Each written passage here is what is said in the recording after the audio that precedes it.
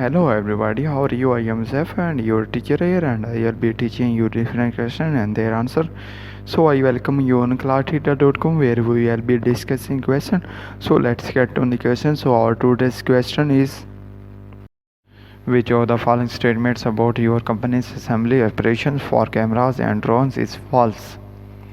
The correct answer to the question is cameras and drones are both assembled by four-person pairs. However, installation of robotic upgrades to camera drone workstation permits the size of pits to be cut to 3%.